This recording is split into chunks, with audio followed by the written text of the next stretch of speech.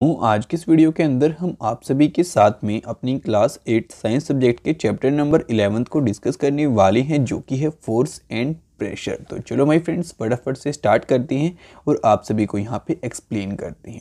तो सबसे पहले यहाँ पे आता है फोर्स एंड प्रेशर। तो यहाँ पे कहता है in class 7th you have learned how objects move, कि भाई अब अपनी क्लास 7th के अंदर इस बात को जान चुके हो कि भाई जो आपके ऑब्जेक्ट्स होते हैं वो कैसे मूव करते हैं एक जगह से दूसरी जगह पे। ठीक है, do you recall how we can decide whether an object is moving faster than the other. कि आप सभी को वो बात भी याद आ रही है जब मैंने आप सभी को बताया था कि भाई हम कैसे पता लगा सकते हैं ये चीज़ तेज़ चल रही है आपकी, ये चीज़ थोड़ी स्लो चल रही है एज़ कम्पेयर टू पहले वाली की। ठीक है, what does the distance moved by an object in unit time indicates। और जो आपका कोई भी ऑब्जेक्ट कितने डिस्टेंस कवर करता है कितने यूनिट टाइम में, ये चीज़ हमें क्या चीज़ बताती है। ठीक है, ये भी हमने डिस्कस किया था आपकी क्लास 7th के अंदर। You also know that a moving object like a ball rolling on the ground slows down, sometimes it may change its direction of motion। और हमने इस बात को भी जाना था कि भाई जो आपकी बॉल होती है, आपकी बॉल मानो कोई आपने ग्राउंड के ऊपर फेंक दी तो वो कुछ देर तक तो आपकी यहाँ से यहाँ तक चलती है, फिर आपकी स्लो होना स्टार्ट हो जाती है और फिर रुक भी जाती है। ठीक है, और बहुत बार क्या होता है कि उसके रास्ते में अगर कोई चीज़ आ जाती है तो वो अपनी डायरेक्शन भी चेंज कर लेती है। It is also possible that the ball may slow down and also change its direction. Have you ever wondered what make an object slow down or go faster or change its direction of motion। क्या कभी आपने इस बारे में सोचा है कि ऐसी क्या चीज़ें हो सकती हैं जो कि आपकी जो बॉल है या फिर कोई भी ऑब्जेक्ट है उसकी रुकने में हेल्प करती है। अब आपने स्टार्टिंग में उसको पूरी फोर्स से यहाँ पे धकेला ग्राउंड पे, लेकिन धीरे धीरे आपकी वो स्लो हो जाती है फिर रुक जाती है। ठीक है, और बहुत बार क्या होता है उसके रास्ते में कोई चीज़ आ जाती है तो वो अपनी डायरेक्शन को भी चेंज कर लेती है। तो ये ऐसा क्यों होता है, क्या कभी आपने सोचा है इसके बारे में। फिर यहाँ पे कहता है let us recall some of your everyday experience, what you do to make a football move. अब यहाँ पे बताते हैं कि चलो आपको कुछ एवरीडे के एक्सपीरियंस से बातें बताते हैं, जैसे कि आपने किसी फुटबॉल को यहाँ पे किक किया तो वो आपकी चली, लेकिन वो आपकी स्लो डाउन भी हो जाएगी थोड़ी देर में, और या फिर रुक भी जाएगी या फिर अपनी डायरेक्शन भी चेंज कर लेगी। What do you to make a moving ball move faster. और अगर आपको मानो वो फुटबॉल जो है वो बहुत तेज़ वहाँ पे भगानी है तो उसको तेज़ आपको लात मारनी पड़ेगी, किक करना पड़ेगा तेज़ी से उसको।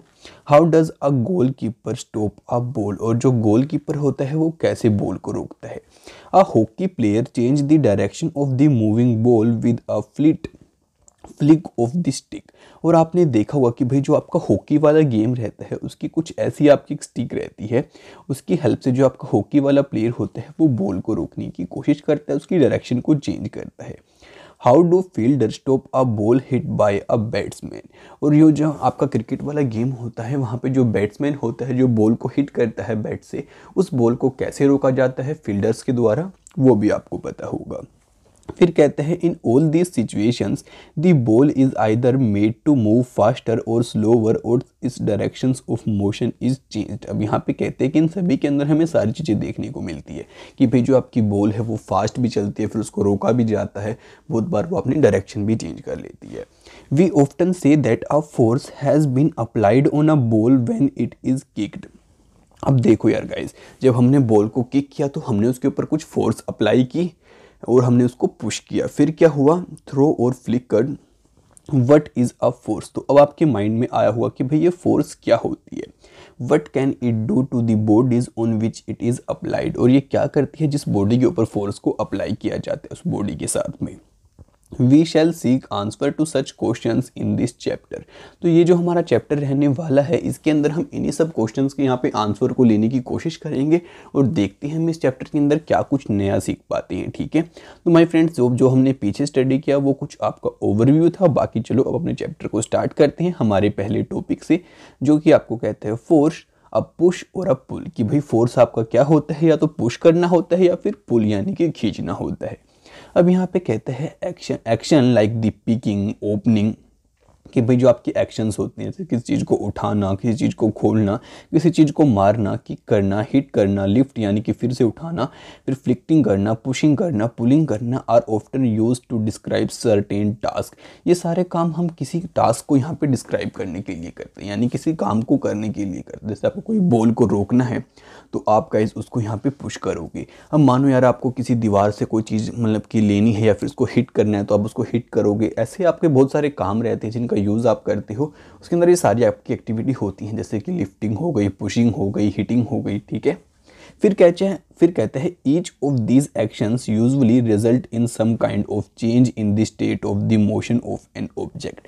और जो भी है हम सारे काम करते हैं, इसकी वजह से क्या होता है कि जो भी आपका ऑब्जेक्ट होता है, जैसे कि आपने किसी बॉल को किक किया तो जो वो बॉल थी वो आपका ऑब्जेक्ट थी, उसकी स्टेट के अंदर गाइस कोई चेंज आता है। अब स्टेट क्या होती है मैं आपको बताता हूँ, ठीक है। अब मानो आपकी ये बॉल एक जगह पे है, इसको हम कह देंगे ये रेस्ट स्टेट के अंदर है, यानी कि अभी आपकी बॉल रेस्ट कर रही है। फिर आपने इसको किक किया, आपने इसको लात मारी, ठीक है। फिर क्या होगी, जो आपकी बॉल है फुल स्पीड में आगे की तरफ में बढ़ेगी, तो आपने इसकी स्टेट को चेंज कर दिया, रेस्ट से आपने किस में कर दिया, मोशन में, यानी कि मूव यानी कि चलती हुई में, ठीक है। फिर कहते हैं these terms can be replaced with one or more terms, let us find out. कि भाई इन टर्म्स को हम रिप्लेस भी कर सकते हैं दूसरी टर्म्स की हेल्प से। तो चलो उसके बारे में जानते हैं हमारी एक्टिविटी 11.1 के अंदर। बाकी यहाँ पे आप कुछ चीज़ें देख सकते हैं। ये देखो आपके फुटबॉल के अंदर जो गोलकीपर होता है कैसे बॉल को रोकता है, ये आपका हॉकी प्लेयर है और ये आपका क्रिकेट का फील्डर है, ठीक है।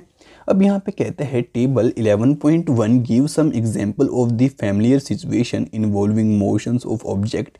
You can add more such situations और replace those given here. Try to identify action involved in the each case as a push and or a pull and record your observation. One example has been given to help you. अब guys हमारे पास यहाँ पे table 11.1 given है, यहाँ पे हमारे पास एक example भी गिवन है। उसके बाद कहते हैं कि बाकी को आपको खुद से यहाँ पे फिल करने। बेसिकली यहाँ पे कुछ नहीं, हमें यही सीखने को मिलेगा कि भाई जो हमारा मोशन होता है उसको हम पुश या पुल करते हैं, यानी कि जो हमारी फोर्स है वो लगाते हैं और किस टाइम पे हम कौन सी फोर्स लगाते हैं, ठीक है। तो मैं एक काम करता हूँ, उसको जूम करके आपको थोड़ा सा एक्सप्लेन कर देता हूँ, फिर हम आगे बढ़ते हैं। बाकी आपका होम असाइनमेंट होगा, आपको उसको खुद से फिल करना होगा, ठीक है। देखो माय फ्रेंड्स, यहाँ पे आप सभी को बताते हैं कि भाई अगर मानो आपकी कोई बुक किसी टेबल के ऊपर रखी है। अब ये देखो आपकी हो गई टेबल, इसके ऊपर आपने रखी है ये बुक, ठीक है। फिर यहाँ पे कहते हैं कि भाई आपके कौन से एक्शंस आप यहाँ पे यूज़ कर सकते हो। अब देखो गाइज, आप इसको यहाँ पे पुश कर सकते हो और फिर इसको यहीं से आप बैक लेके यानी कि पुल भी कर सकते हो। उसके बाद माय फ्रेंड्स आप इसको अपने दोनों हाथों से यहाँ पकड़ के इसको उठा भी सकते हो, यानी कि आप इसकी लिफ्टिंग भी कर सकते हो। आप सिर्फ 3 काम इसके साथ में कर सकते हो। तो यहाँ पे हम कह सकते हैं कि आपका पुश भी इन्वॉल्व है और पुल भी इन्वॉल्व है, ठीक है। अब ऐसे ही गाइज आपको बाकी सारी चीज़ों को यहाँ पे फिल करना है, जैसे कि भाई आपका कोई दरवाज़ा हो गया, आपको उसको खोलना है, या फिर गाइज और भी बहुत सारे एग्जांपल आपके यहाँ पे गिवन है। तो इन सभी को आपको स्टडी करना है और यहाँ पे फिल करते जाना है, जैसे कि ये आपका फिल कर रखा है, ठीक है। अब मे भी आपको एक्टिविटी खुद से करनी है तो आपका होमवर्क है आप खुद से करिए। बाकी मेरे पास आप इसको इंस्टाग्राम के ऊपर भी भेज सकते हैं करके, या फिर गाइज आप अपना यहाँ पे कमेंट में भी मेरे को बता सकते हैं। बाकी चलो यार अब हम आगे बढ़ते हैं। अब कहता है do you notice that each of the actions can be grouped as push or pull और बोथ। यहाँ पे कहते हैं कि हम बहुत सारे एक्शंस को ग्रुप में डाल सकते हैं कि भाई हम इसको पुश कर सकते हैं, पुल कर सकते हैं, या फिर हम दोनों चीज़ें कर सकते हैं, पुश भी और पुल भी। Can we infer from this that to move an object it has to be pushed or pull. इससे हम गाइज एक कंक्लूजन भी यहाँ पे निकाल सकते हैं या फिर नहीं निकाल सकते। इस क्वेश्चन का आप आंसर देने की कोशिश करिए कि भाई किसी भी ऑब्जेक्ट को हमें मूव करने के लिए या तो उसको पुश करना पड़ेगा या पुल करना पड़ेगा। फिर कहता है in science a push or pull on an object is called a force. कि भाई साइंस की भाषा में हम किसी ऑब्जेक्ट के ऊपर पुश करते हैं या फिर पुल करते हैं तो उसको हम क्या कहते हैं, फोर्स बोल देते हैं, ठीक है। अब गाइज मे बी आपके माइंड में जो फोर्स की डेफिनेशन थी क्लियर हो चुकी होगी। फिर कहता है thus we can say that the motion imparted to object was due to the action of a force। कि भाई जो भी आपके ऑब्जेक्ट के अंदर हमें मोशन देखने को मिलता है वो आपका फोर्स की वजह से आता है। when does a force come into play, let us find out। कि भाई जो आपकी फोर्स होती है कब अपने रोल के अंदर आती है या फिर कब हम देख पाते हैं कि इसके ऊपर फोर्स लग रही है। तो चलो इस बात को यहाँ पे फाइंड आउट करते हैं। तो यहाँ पे कहते हैं I learn in class 6 that a magnet attracts a piece of iron toward it. कि भाई मैंने क्लास क्लास 6 में इस बात को जाना था कि भाई जो आपकी मैग्नेट होती है, चुंबक होती है, किसी भी लोहे के ऑब्जेक्ट को, किसी नीडल को या फिर कोई भी आपका और लोहे का छोटा सा ऑब्जेक्ट अगर आपके पास छोटी मैग्नेट है तो वो उसको अपनी तरफ अट्रैक्ट करती है। फिर यहाँ पे कहता है इज अट्रैक्शन ऑल्सो अ पुल, क्या जो आपकी वो अट्रैक्शन यहाँ पे हो रही है जिसको हम पुल बोल सकते हैं या फिर नहीं कह सकते, तो गाइज ऑब्वियस ही बात है हम उसको पुल बोल सकते हैं क्योंकि उसको अपनी तरफ में खींच रही है।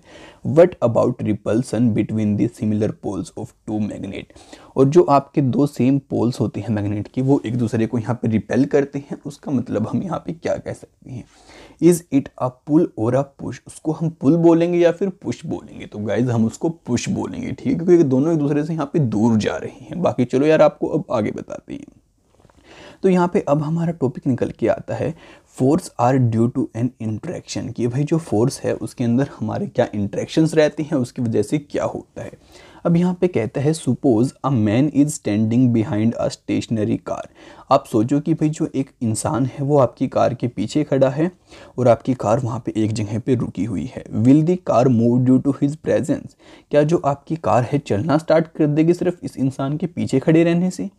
Suppose the man now begin to push the car, अब सोचो कि इस इंसान ने यहाँ पे धक्का लगाना स्टार्ट कर दिया आपकी कार को, that he applied a force on it, तो हम कह सकते हैं कि भाई ये जो इंसान है इस कार के ऊपर यहाँ पे फोर्स लगा रहा है। अब जब मैं कह रहा हूँ धक्का लगा रहा है इसका मतलब, ठीक है, यानी कि पुश कर रहा है। The car may begin to move in the direction of the applied force, तो फिर क्या होगा कि भाई अगर वो इंसान इस तरफ आपकी फोर्स को लगा रहा है तो आपकी कार इसी तरफ में आगे चलना स्टार्ट कर देगी।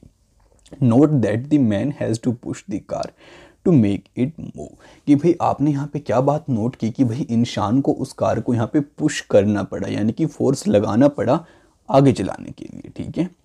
बाकी चलो अब आपको आगे बताते हैं। ये देखो गाइज, यहाँ पे इंसान पीछे खड़ा है तो आपकी कार नहीं चल रही है और यहाँ पे इंसान ने इसको पुश करना स्टार्ट कर दिया तो ये देखो आपकी कार आगे बढ़ रही है।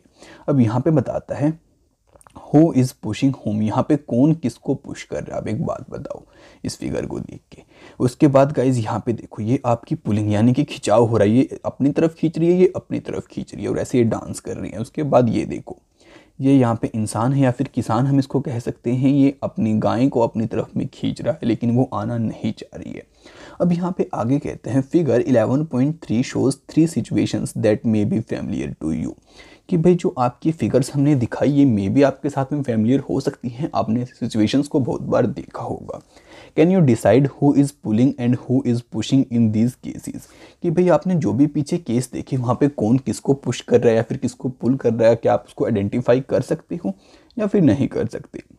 फिर आपको बताता है both the girls appear to push each other while the pair of girls is B are trying to pull each other. अब यहाँ पे कहते हैं कि भाई ये दोनों एक दूसरे को यहाँ पे पुश करने की कोशिश करेंगे, इसको पुश कर रही है इसको पुश कर रही है। उसके बाद यहाँ पे बता रहे हैं ये दोनों एक दूसरे को पुल कर रही हैं, आप अपनी तरफ में खींच रही हैं। उसके बाद यहाँ पे बता रहे हैं कि भाई ये इसको पुश कर रहा है, पुल कर रहा है इसको अपनी तरफ में।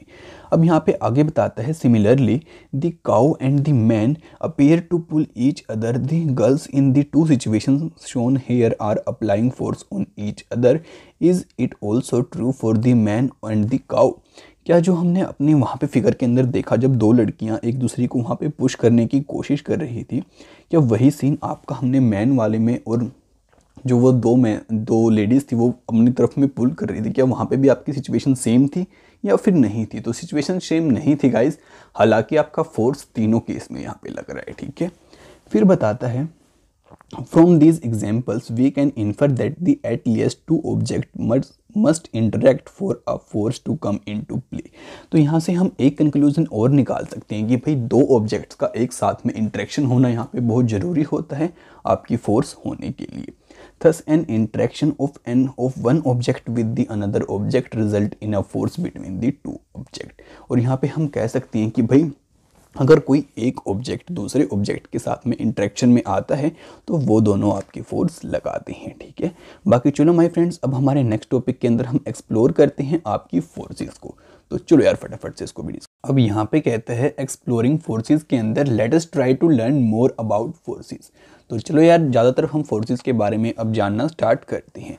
Have you ever seen a game of tug of war, क्या आपने ये गेम देखा है जिसका नाम गाइस थग ऑफ वॉर है। In this game 2 teams pull at a rope in the opposite direction. इस गेम के अंदर बेसिकली होता है क्या है कि भाई दो टीम्स होती हैं, बीच में आपकी रस्सी होती है और कुछ लोग इधर से रस्सी को पकड़ लेते हैं, कुछ लोग इधर से रस्सी को पकड़ लेते हैं और फिर ये यहाँ से खींचते हैं, ये यहाँ से खींचते हैं।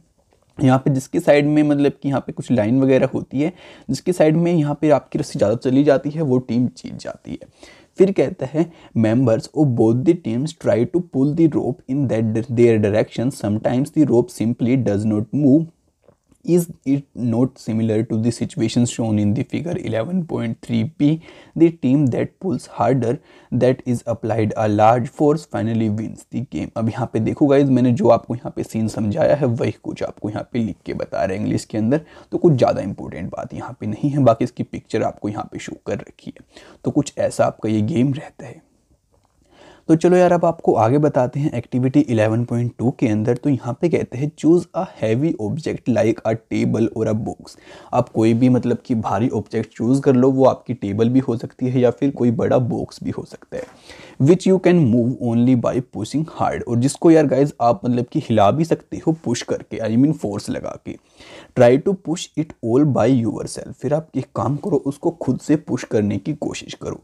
कैन यू मूव इट, क्या आप उसको यहाँ पे मतलब कि यहाँ से यहाँ पे लेके जा पा रही हो या फिर नहीं लेके जा पा रही। फिर कहते हैं is it the same direction, is it easier to move it now, can you explain why. उसके बाद यहाँ पे कहते हैं कि भाई आप अपने एक फ्रेंड को और बोलो कि वो भी आपकी हेल्प करे इसको पुश करने में, क्या फिर आप अब आपको फोर्स लगाने में पहले के कंपैरेटिव में ईजी लग रहा है या फिर नहीं लग रहा है, क्या आप उसको थोड़ी ज़्यादा दूर तक लेके जा पा रहे हो या फिर नहीं लेके जा पा रहे हो। ठीक है, फिर कहते हैं आपको now push the same object but ask your friend to push it from the opposite side, does the object move, if it does not the direction in which it moves, can you guess which one of you is applying a large force. अब यहाँ पे कहते हैं कि भाई दूसरी situation के अंदर आप एक काम करो, आप यहाँ से पुश करो, अपने फ्रेंड को बोलो दूसरी साइड से पुश करने में। फिर क्या होता है, अब वो देखो कि भाई जो बॉक्स है वो किसकी साइड में मूव करता है, आपकी साइड में मूव करता है या फिर आपके फ्रेंड की साइड में जो ज़्यादा फोर्स लगाएगा वो आपका बॉक्स उसी की साइड में यहाँ पे मूव कर जाएगा। ठीक है, बाकी चलो अब आपको आगे बताते हैं। तो कहता है what do these example suggest about the nature of force, कि भाई अब तक आपने जितने भी एग्जाम्पल देखे तो ये आपको फोर्स के बारे में क्या बातें यहाँ पे सजेस्ट करते हैं।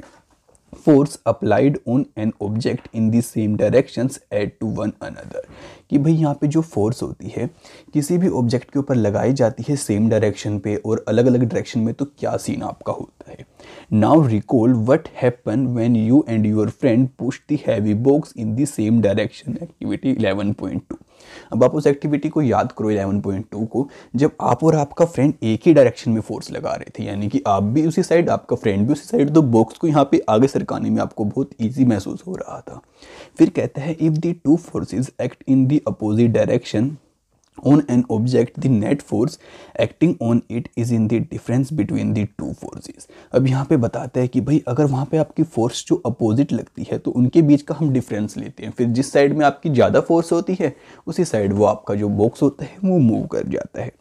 फिर कहते हैं what did you observe in activity 11.2, तो आपकी जो एक्टिविटी 11.2 है वहाँ पे आपने क्या कुछ सीखा उसे भी याद करो।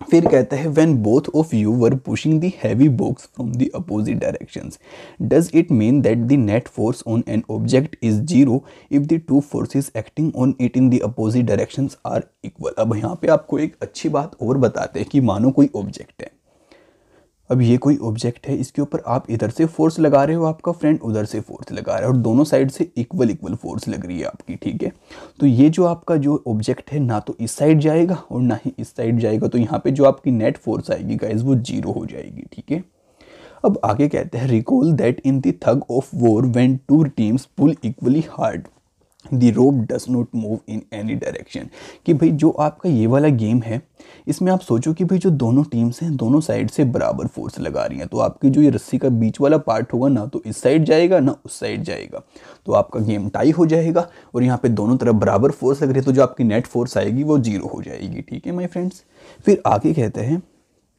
So we learned that a force could be larger or smaller than the other or equal to the each other। कि भाई हम यहाँ से इस बात को जान चुके हैं कि जो आपकी फोर्स है वो आपकी ज़्यादा भी हो सकती है, कम भी हो सकती है, बराबर भी हो सकती है और बराबर नहीं भी हो सकती है। The strength of a force is usually expressed by its magnitude. क्योंकि यार जो आपकी फोर्स की स्ट्रेंथ होती है हम उसको मैग्नीट्यूड की हेल्प से यहाँ पे डिटरमाइन कर पाते हैं। We have also to specify the direction in which a force act। हमें ये बात भी देखनी पड़ती है कि जो आपकी फोर्स है किस डायरेक्शन के अंदर हम उसको इजीली स्पेसिफाई कर पाते हैं।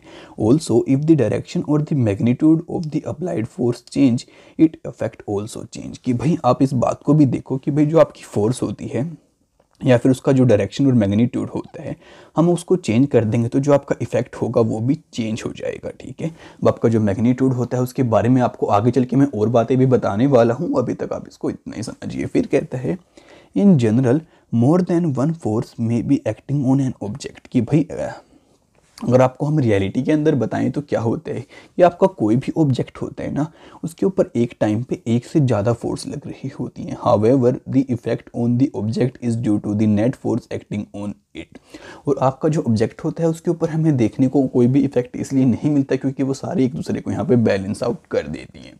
बाकी चलो आपको इसके बारे में आगे हम और डिटेल में बताएंगे, अभी आप इतना समझिए। तो अब हमारा टॉपिक आता है अ force can change the state of motion. कि भाई अगर आपकी कोई भी फोर्स किसी ऑब्जेक्ट के ऊपर लगाई जाती है तो उसका जो मोशन का स्टेट होता है हम उसको भी चेंज कर सकते हैं। तो चलो वो कैसे करते हैं हम इसके अंदर जानेंगे हमारे। अब यहाँ पे कहते हैं let us now find out what happens when a force act on a object. कि भाई किसी ऑब्जेक्ट के ऊपर फोर्स लगाई जाती है तो चलो हम जानते हैं फिर उस ऑब्जेक्ट के साथ में क्या होता है। तो इसके लिए हमारे पास गिवन है एक्टिविटी 11.3। तो यहाँ पे कहता है take a rubber ball and place it on a level surface such as table top or a concrete floor. कि भाई आप एक काम करो कोई भी रबड़ की बॉल लो उसको किसी टेबल के ऊपर रख दो। आपको किसी लेवल के ऊपर उसको रखना होगा या फिर आप उसको किसी कंक्रीट के फ्लोर के ऊपर भी यानी फर्श के ऊपर भी रख सकते हैं।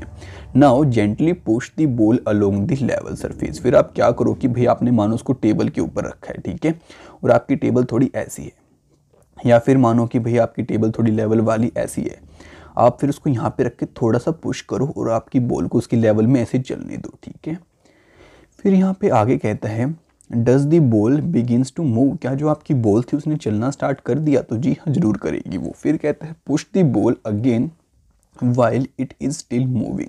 कि भाई जो आपकी बॉल है वो चल रही थी, आपने उसको फिर थोड़ा सा पुश कर दिया, वो फिर भी आपकी चलती रही। डज इट इंक्रीज और डिक्रीज। क्या इससे एक बात बताओ, एक चीज़ हुई क्या जो आपकी बॉल थी उसकी स्पीड इंक्रीज हुई या फिर नहीं हुई? तो जी हाँ स्पीड बिल्कुल इंक्रीज होगी। देखो आपकी पहले बॉल थी, आपने उसको पुश किया, वो आपकी धीरे धीरे चलने लगी, फिर आपने उसको यहाँ पे आके थोड़ा और पुश कर दिया, फिर उसकी स्पीड यार गाइज ऑब्वियस ही बात है बढ़ ही जाएगी। फिर यहाँ पे कहते हैं next place your palm in front of the moving ball, remove your palm as soon as moving ball touch it. कि वहीं आप एक काम करो, कोई ऐसे तेज चलती हुई बॉल आ रही है, अपने हाथ को वहाँ पे ऐसे आगे रखो और फिर एकदम से बॉल से टच होने के बाद अपने हाथ को वहाँ से हटा लो।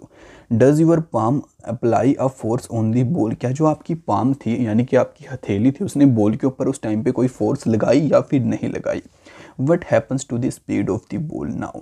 तो जो आपकी बॉल की स्पीड थी उसके साथ में यहाँ पे क्या कुछ हुआ? नहीं हुआ। डज इट इंक्रीज और डिक्रीज। क्या जो आपकी बॉल की स्पीड थी वो बढ़ी या घटी? What would happen if you let your palm hold the moving ball. कि भाई अगर तब क्या होता कि आप क्या करते अपने पाम की हेल्प से उस बॉल को पकड़ लेते जो कि बॉल चलती हुई आपके साइड में यहाँ पे आ रही थी। ठीक है, फिर यहाँ पे कहते हैं you might recall similar situations for example while talking a penalty kick in the football player applies a force on the ball before being hit, the ball was at rest so its speed was 0, the applied force make the ball move toward the goal, suppose the goalkeeper dives or jump up the save to save the goal. By his action the goalkeeper tried to apply a force on the moving ball, the force applied by him can stop or deflect the ball saving a goal being scored. If the goalkeeper succeed in stopping the ball its speed decrease to 0। अब my friends यहाँ पे आप सभी को यही बात बताते हैं जो कि आपकी फुटबॉल के गेम में होता है कि भाई जो आपकी बॉल स्टार्टिंग में रेस्ट के ऊपर होती है तो उसकी स्पीड 0 होती है। फिर मानो जिस प्लेयर ने आपकी बॉल को किक किया यानी कि लात मारी तो आपकी बॉल यहाँ से रेस्ट से मोशन में आ चुकी है, वो स्पीड बन चुकी है उसकी गोल। फिर वो आपकी गोल की तरफ में यहाँ पे आगे जाती है तो आपका चल के आपका गोल कीपर होता है, वो उसको रोकने की कोशिश करता है जंप करके या फिर उसके सामने खुद से आगे अड़ के। तो फिर अगर वो उसको रोक लेता है तो उसकी स्पीड यहाँ पे अगेन से 0 हो जाती है, ठीक है। फिर कहते हैं these observation suggest that a force applied on a object में चेंज इट्स स्पीड। और इस सभी से हम कह सकते हैं कि भाई अगर किसी ऑब्जेक्ट के ऊपर यहाँ पे फोर्स लगाई जाती है तो उसकी स्पीड के अंदर हमें ज़रूर कोई चेंज यहाँ पे देखने को मिल जाता है। फिर कहते हैं if the force applied on the object is in the direction of its motion the speed of the object increase. कि भाई हमने यहाँ पे एक बात और सीखी कि मानो कोई ऑब्जेक्ट आपका राइट हैंड साइड जा रहा है और आप फोर्स भी उसकी राइट हैंड साइड जाने की तरफ ही लगा रही हैं तो जो उसकी स्पीड होगी गाइज ऑटोमेटिकली यहाँ पे इंक्रीज हो जाएगी। If the force is applied in the direction opposite to the direction of the motion then it result in a decrease in the speed of the object. अब मानो आप right hand side जा रहे हो और उसी तरफ से कोई फोर्स आपके ऊपर लगा दी जाए तो जो आपकी स्पीड है ऑटोमेटिकली स्लो हो जाएगी। जैसे मानो ऐसे, अब मानो आपका कोई ऑब्जेक्ट यहाँ से ऐसे जा रहा है और आपने इसी डायरेक्शन में फोर्स लगा दी तो उसकी स्पीड बढ़ जाएगी। अब मानो आपका ऑब्जेक्ट इस डायरेक्शन में जा रहा है, आपने इस डायरेक्शन में फोर्स लगा दी तो यहाँ पे क्या हो जाएगा, बैरियर आई मीन रुक जाएगी आपकी वो चीज़। फिर यहाँ पे आगे कहता है I have seen children competing with one another in moving a rubber tire or a ring by pushing it. I now understand why the speed of the tire increase whenever it is pushed. अब यहाँ पे कहते हैं कि मैंने बच्चों को खेला है, देखा है रबड़ के टायर के साथ में खेलते हुए और वो रेस लगाते हैं कि भाई किसका टायर यहाँ पे आगे निकलेगा। तो जो जितनी बार यहाँ पे पुश करेगा टायर की हेल्प से उतनी स्पीड आपके टायर की यहाँ पे बढ़ती चली जाएगी और वो ही आपका यहाँ पे विन कर जाएगा। फिर बताता है पहेली कहती है is curious to know whether applying application of a force can only change the speed of an object, let us find out. तो यहाँ पे पहेली कहती है कि भाई फोर्स के लगाने से क्या फिर यहाँ पे स्पीड के अंदर ही चेंज आता है या फिर कुछ और भी चेंज आता है। तो चलो गाइस इसके बारे में भी यहाँ पे फाइंड आउट करते हैं आपकी एक्टिविटी 11.4 के। अब यहाँ पे कहता है take a ball and place it on a level surface as you did in activity 11.13। कि भाई जैसा आपने पिछले वाली एक्टिविटी के अंदर किया था कि आप एक बॉल लो और उस बॉल को लेके आप किसी टेबल या फिर किसी लेवल वाले सरफेस के ऊपर रखो। Make the ball move by giving it a push, और आप उस बॉल को यहाँ पे मूवमेंट दो पुश करके, ठीक है। फिर कहते हैं now place a ruler in its path as shown in the figure 11.8 B. In doing so you would apply a force on the moving ball. Does the ball continue to move in a same direction after it strike the ruler? Repeat the activity and try to obstruct the moving ball by placing the ruler in such a way that it moves different angles on its path. In each case, notice your observation about the direction of the motion of the ball after it strike the ruler. अब यहाँ पे देखो my friends, आप सभी को क्या कहते हैं कि भाई आप किसी बॉल को यहाँ पे पुश करो, पुश करने के बाद आगे आप एक ऐसे जो आपका रूलर होता है यानी कि आपका स्केल होता है उसको आप रखो। तो यहाँ पे जो आपकी बॉल होगी इसको टकरा के ऐसे चली जाएगी, ठीक है। या फिर आपकी बॉल अगर स्लो आ रही है तो वो स्टॉप भी हो सकती है। फिर आप क्या करो, इसको अलग अलग डायरेक्शन के ऊपर रख के देखो। जैसे कभी आपने रूलर को ऐसे रख दिया, कभी ऐसे रख दिया, तो कभी उसको ऐसे रख दिया, और फिर देखो कि जो आपकी बॉल है क्या किस किस टाइप के आपको यहाँ पे डायरेक्शन चेंज करके दिखाती है और क्या कुछ आपको चेंज वहाँ पे देखने को मिलता है। ये आपकी एक्टिविटी है तो आपको खुद से करनी है। फिर कहते हैं लेट अस कंसीडर सम मोर एग्जाम्पल। तो चलो कुछ और एग्जाम्पल्स को भी गाइज यहाँ पे समझते हैं और देखते हैं। कहता है in a game of volleyball players often push the moving ball to their teammates to make a winning move. कि भाई क्या होता है, जो आपका वॉलीबॉल का गेम होता है वहाँ पे प्लेयर्स क्या होते हैं, बॉल को पुश करते हैं आपकी आती हुई बॉल को अपने बाकी टीममेट्स तक पहुँचाने के लिए। Sometimes the ball is return to the other side of the court by pushing or smashing it. वो क्या करते हैं कि बॉल को मार के कभी दूसरे कोने पे पहुंचा देते हैं, कभी दूसरे कोने पे पहुंचा देते हैं। अब मे भी आपने वॉलीबॉल का गेम तो देखा ही होगा, जिसमें कुछ आपका ऐसा ग्राउंड होता है, बीच में आपका नेट होता है ऐसे, और यहाँ पे एक बॉल होती है, उसको यहाँ से ऐसे और यहाँ से ऐसे पहुँचाना पड़ता है, जिसके ग्राउंड के अंदर बॉल गिर जाती है तो दूसरे वाली टीम का पॉइंट हो जाता है, ठीक है। फिर कहते हैं in cricket A batsman play hits or her shot by applying a force on the ball with the bat. Is there any change in the direction of motion of the ball in these cases? और फिर उसके बाद बताता है कि भाई ऐसे cricket के अंदर होता है जब आपकी बॉल फेंकता है बॉलर और जब आपका बैट्समैन होता है बॉल को हिट करता है बैट के साथ में तो उसकी डायरेक्शन यहाँ पे चेंज हो जाती है, ठीक है। In all these examples, the speed and the direction of the moving ball change due to the application of the force. Can you give a few more example of this kind? फिर यहाँ पे कहते हैं कि भाई आपने इन सभी के अंदर देखा कि भाई आपकी जो बॉल है उसके ऊपर फोर्स लगाई गई, उसकी स्पीड यहाँ पे बढ़ी और फिर हमने अगेन से उसके ऊपर फोर्स लगाई तो उसकी डायरेक्शन भी चेंज हो गई और स्पीड भी चेंज हो गई, ठीक है। या कुछ और आप ऐसे एग्जाम्पल्स हमें यहाँ पे बता सकते हैं। फिर कहते हैं a change in either the speed of an object or its direction of motion or both is described as a change in the state. अब यहाँ पे बताते हैं कि भाई यहाँ पे हमें देखने को मिला कि भाई आपका जो ऑब्जेक्ट होता है उसकी डायरेक्शन चेंज हो जाती है और उसकी स्पीड भी चेंज होती है। Is describe as change in the state of the motion. और गाइज इसी को हम यहाँ पे डिस्क्राइब करते हैं और कहते हैं कि भाई आपकी जो मोशन की स्टेट थी वो हमने चेंज कर दी। Thus a force may bring a change in the state of motion of a object. और हम कह सकते हैं कि भाई आपका जो फोर्स होता है या फिर जो गाइज आपका मतलब कि हम पुश और पुल करते हैं जिसको हम फोर्स कहते हैं वो आपका किसी भी ऑब्जेक्ट की स्टेट के अंदर चेंज ला सकता है उसकी स्टेट ऑफ मोशन के अंदर। अब यहाँ पे आपको स्टेट ऑफ मोशन के बारे में बताता है और कहते हैं the state of motion of an object is described bye its speed and the direction of motion. कि भाई स्टेट को हम डिस्क्राइब कर सकते हैं ऑब्जेक्ट की स्पीड को देख के और उसकी डायरेक्शन को देख के। The state of rest is consider to be the state of zero speed. यहाँ पे बताते हैं कि भाई जो आपकी स्टेट ऑफ रेस्ट होती है उसको हम जीरो स्पीड भी यहाँ पे बोलते हैं। An object may be at rest or in motion both are in its same of the motion. फिर यहाँ पे कहते हैं कि भाई जो आपका ऑब्जेक्ट होता है मतलब कि अगर रेस्ट के अंदर है उसके बाद वो आपका मतलब कि चलना स्टार्ट कर देता तो दोनों की दोनों हम उसकी यहाँ पे स्टेट बोलते हैं।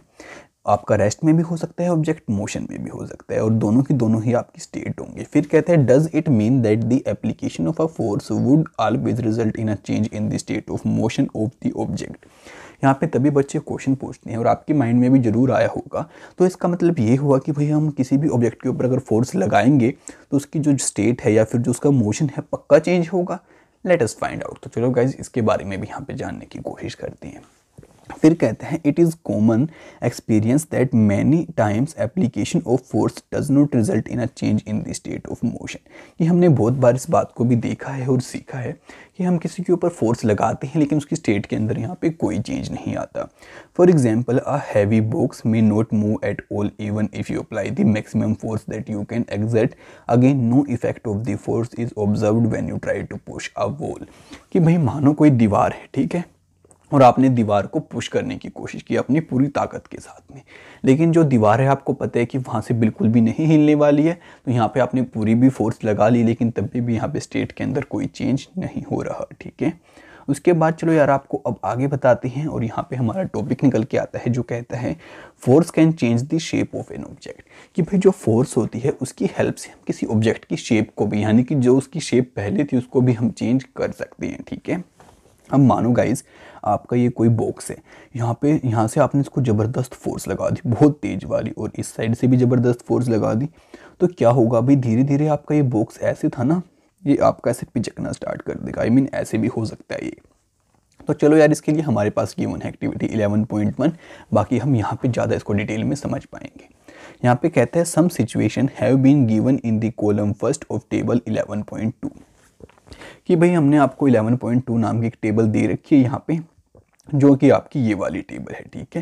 यहाँ पे कुछ आपको ऐसी सिचुएशंस दे रखी हैं जहाँ पे भाई आपकी शेप चेंज होगी। In which objects are not free to move. कि भाई जहाँ पे आपके जो ऑब्जेक्ट्स हैं वो फ्री नहीं है मूवमेंट के लिए। Column second of the table suggest the manner in which a force can be applied on each other while column 3 shows a diagram of the action. यहाँ पे जो आपको कॉलम 3 होगा वो डायग्राम शो करेगा आपके एक्शन का, साथ में जो कॉलम सेकंड होगा वो बताएगा कि भाई जो फोर्स है किस मैनर में लगाई जा रही है, ठीक है। बाकी आगे कहता है आप सभी को try to observe the effect of force in as many situations as possible. You also add similar situations using available material from your environment. Note your observation in column 4 and 5 of the table. What do you conclude from the observation note in table 11.2। Basically guys यहाँ पे कुछ नहीं बता रहा, आप सभी को कह रहे हैं कि 11.2 टेबल को देखो वहाँ से इन्फॉर्मेशन लेने की कोशिश करो, और अगर आपको खुद कुछ ऐसे एग्जाम्पल मिलती हैं तो वहाँ पे आप ऐड कर सकते हैं, ठीक है। फिर कहते हैं what happens when you apply a force on an inflated balloon by pressing it between your palms. What happened to the shape of the ball of a dough when it is rolled to make a चपाती। अब यहाँ पे basically आप सभी को बताते हैं कि भाई अगर आप किसी गुब्बारे को अपने दोनों हाथों के बीच में पकड़ के उसको दबाने की कोशिश करोगे तो क्या होगा, आपको पता है कि वो गुब्बारा आपका यानी कि बलून फट जाएगा। फिर आप सभी को आगे कहते हैं कि भाई आपका जो आटे की मतलब कि थोड़ी गोली होती है, अगर आप उसको बेलोगे रोटी की तरह तो उसके आपको पता है उसकी रोटी बन जाएगी, उसके ऊपर आपकी फोर्स अप्लाई होगी। फिर कहते हैं what happens when you press a rubber ball placed on a table. और जो आपकी रबर की बॉल होती है अगर आप उसको प्रेस करोगे फिर क्या होगा उसके बारे में पूछते हैं। फिर कहते हैं in all these examples you show that the application of force on an object में चेंज इट्स शेप। तो इन सभी के अंदर आपको ये चीज़ देखने को मिली कि भाई जैसे ही हमने फोर्स लगाई तो जो आपका ऑब्जेक्ट था उसकी शेप चेंज हो गई। Having performed all the above activities, you would have realized that a force may make an object move from rest, may change the speed of an object if it is moving, may change the direction of the motion of an object। यहाँ पे कहते हैं कि इससे हमें force की कुछ बातें सीखने को मिली, जैसे कि भाई अगर मानो हम किसी ऑब्जेक्ट के ऊपर फोर्स लगाते हैं जो कि आपका रेस्ट में है तो वो चलना स्टार्ट कर देता है। फिर कहते हैं कि भाई अब हम किसी की स्पीड को भी चेंज कर सकते हैं, अगर हम उसके जिस डायरेक्शन में वो जा रहा है उसी डायरेक्शन में फोर्स लगाएंगे तो स्पीड बढ़ जाएगी, अपोजिट में लगाएंगे तो स्पीड कम हो जाएगी। फिर कहते हैं कि भाई जो आपकी फोर्स है वो डायरेक्शन भी चेंज कर सकती है। फिर कहते हैं कि मे bring change in the shape, कि भाई जो आपकी फोर्स है शेप के अंदर भी चेंज यहाँ पे ला सकती है। और फिर बताता है मे कॉज सम और ऑल दीज इफेक्ट्स, और आपकी जो फोर्स है ये सारे इफेक्ट्स भी कर सकती है और कुछ इफेक्ट्स भी कर सकती है, ठीक है। बाकी अब मैं काम करता हूँ इस टेबल को यहाँ पे जूम करके आपको एक्सप्लेन करता हूँ और फिर हम आगे देखें। सो ये देखो माय फ्रेंड्स, यहाँ पे आप सभी को बताते हैं कि सिचुएशन आपकी क्या है। A lump of dough on a plate, कि भाई आपका जो आटा है गीला आटा वो आपका एक प्लेट पे है। फिर यहाँ पे कहते हैं आप सभी को फोर्स कैसे अप्लाई करनी है, press it down with your hands, कि भाई आपके हाथों की हेल्प से उसको नीचे दबाने की कोशिश करो। फिर यहाँ पे क्या चेंज आपको देखने को मिलता है, क्या वो आपका मोशन के अंदर आता है या फिर नहीं आता है, तो ये आपका इमोशन के अंदर तो नहीं आएगा। फिर यहाँ पे कहता है उसकी शेप के अंदर चेंज हमें देखने को मिलेगा या फिर नहीं मिलेगा, तो जी हाँ उसकी शेप के अंदर चेंज जरूर आएगा। और ऐसे ही गाइज आपको बाकी एग्जांपल्स को यहाँ पे फिल करना है, जो भी आपका यहाँ पे आंसर आपको ठीक लगता है, और फिर यहाँ पे देखना है कि आपको इस टेबल के क्या रिजल्ट मिलते हैं। इसको करने के बाद अपने असाइनमेंट को मेरे पास इंस्टाग्राम पे भेज सकते हैं, लिंक आपको डिस्क्रिप्शन के अंदर मिल जाएगा। बाकी आप कमेंट्स के अंदर भी बता सकते हैं, वो आपकी इच्छा है, आपको भेजनी है तो भेजो, मत भेजनी है मत भेजो। देखते हैं कितने स्टूडेंट्स भेजते हैं कितने नहीं भेजते हैं। बाकी अगर आपको वीडियो अच्छी लगी तो उसको लाइक कर दो, और अगर नहीं लगी तो आप डिसलाइक भी कर सकते हैं। बाकी आपकी इच्छा है, जो आपको करना करो। और गाइस लेकिन एक बात याद से आप इस वीडियो को अपने फ्रेंड्स के साथ में शेयर जरूर से कर देना, जिससे कि उनकी भी हेल्प हो पाए और वो भी घर बैठे बैठे नॉलेज को गेन कर पाए। तो बाकी मिलते हैं आपसे अगली वीडियो में बहुत जल्दी। तब तक के लिए दोस्तों बाय बाय।